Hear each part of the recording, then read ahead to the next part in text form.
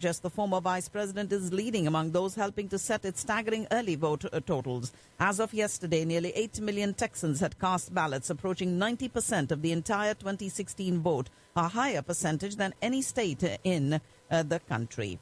The polls in 2020 have largely been consistent, with Joe Biden, the Democratic nominee, maintaining a steady lead over Trump. And President Trump will be in Arizona. Democratic challenger Joe Biden will be in Delaware today. Vice President Mike Pence will be in Wisconsin and Michigan. And Biden's running mate Kamala Harris will be in Arizona. President Trump will make a crunch time appeal to voters in Nevada, but he'll do so from Arizona. Melania Trump lined up squarely with her husband yesterday on her first solo trip of the 2020 campaign, slamming Joe Biden, Democrats and the media as she pushed the president's re-election message in the battleground state of Pennsylvania. During drive-in campaign rally in Orlando, former President Obama skewered President Trump's complaints about the attention the media devotes to COVID-19 and said his successor was jealous of the virus. A new report says 5 states, including several that are presidential battlegrounds, are at a high risk for activity by armed groups of civilians around the November 3rd election. The Armed Conflict Location and Event Data Project and Militia Watch warned about such movements leading up to and following the election in Pennsylvania, Georgia, Michigan, Wisconsin, and Oregon, especially in the state capitals and surrounding towns, medium-sized cities, and suburban areas. Hackers briefly broke into Donald Trump's campaign website.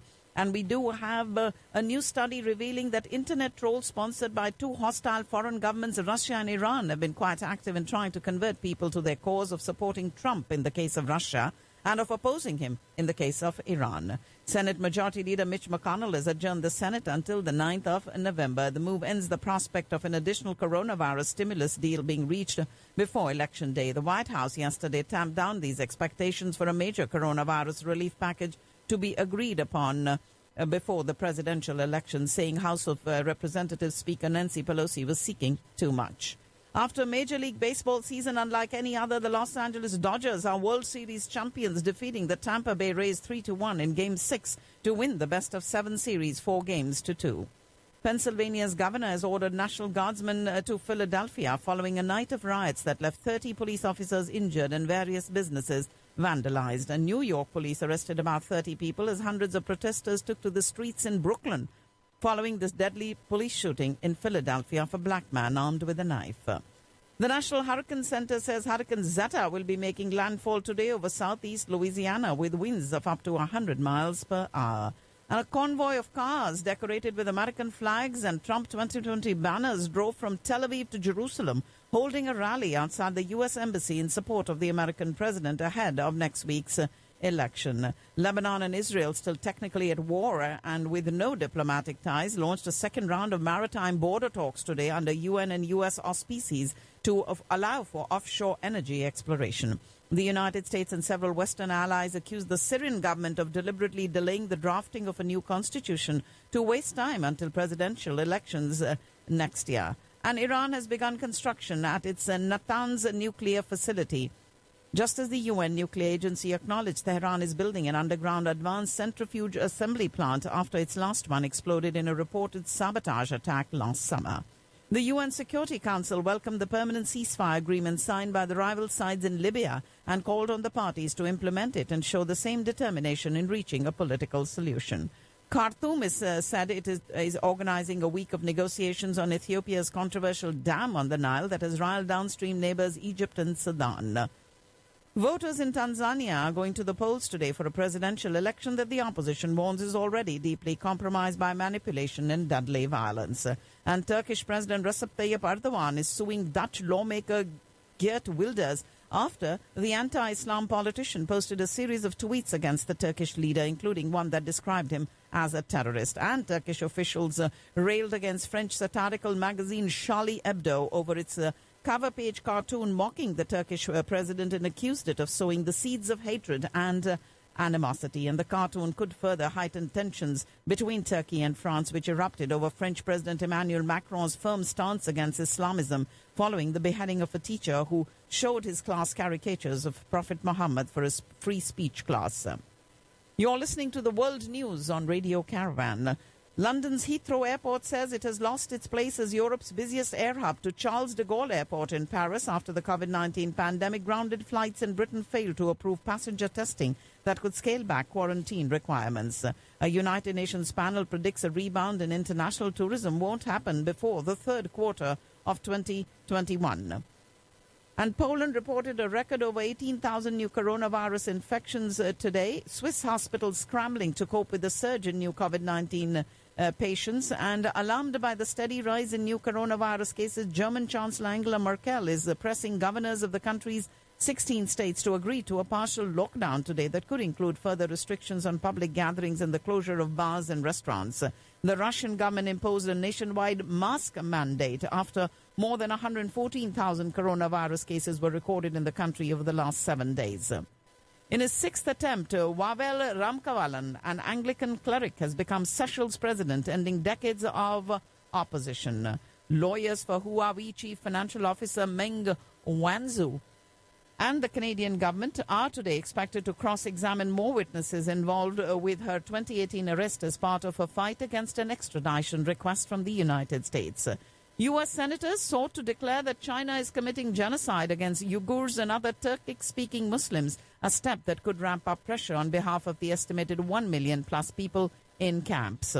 United States Secretary of State Mike Pompeo brought the Trump administration's anti-China campaign to 2 Indian Ocean islands considered particularly at risk for what American officials allege is Chinese exploitation. He is visiting Sri Lanka and the Maldives to press the two countries to be on guard against potential predatory lending and investment by China.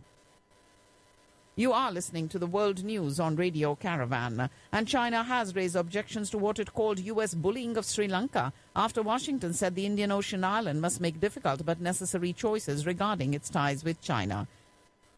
Secretary Mike Pompeo wrapped up the Indian leg of his four-nation tour to power an alliance against Chinese aggression that he underlined not only impacts India but other countries as well. Seeking to develop further closer ties with India, the United States of America has offered its F-18 naval fighter jets for the Indian Navy's requirement of combat jets for its aircraft carriers. And the combination of two foundational pacts inked with the United States has paved the way for India to acquire armed drones like Reapers or Predators for long-range precision strikes against hostile targets on land and sea.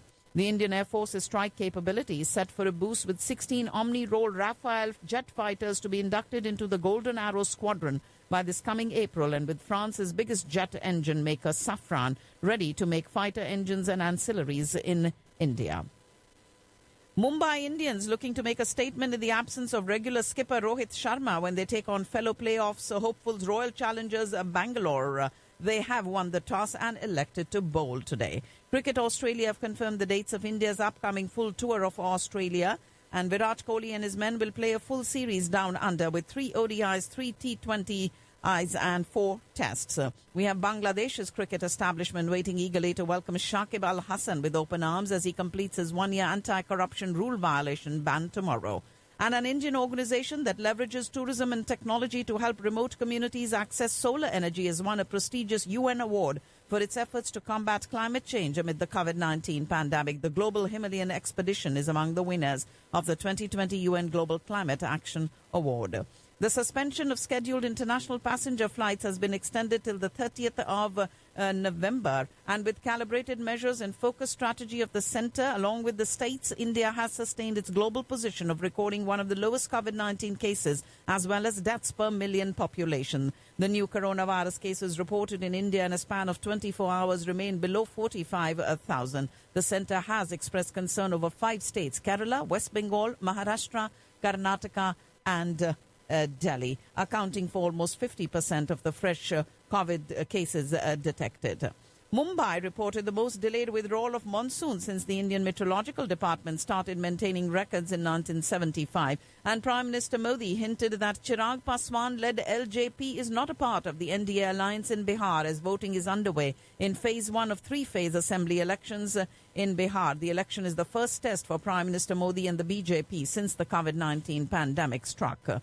The National Investigation Agency conducted raids at multiple locations in Srinagar And Prime Minister Imran Khan reiterated conditional offer of peace to India, saying peace was linked to alleviating the suffering of the Kashmiris and settlement of that dispute. Saudi Arabia and Iran, the Sunni and Shia shoulders of Islam, refused to allow Pakistan missions to hold public events to observe the anniversary of Jammu and Kashmir's accession to India as a Black Day. And Pakistan repeated its fears about regional strategic stability being disturbed by the advanced military hardware and technologies shared with India by the West, as Washington signed a major pact with Delhi allowing sharing of top-secret satellite data. Foreign Minister Shah Mahmood Qureshi appreciated Turkish President Erdogan's concrete stance on rising Islamophobia in a call with his Turkish counterpart. And that, ladies and gentlemen, is all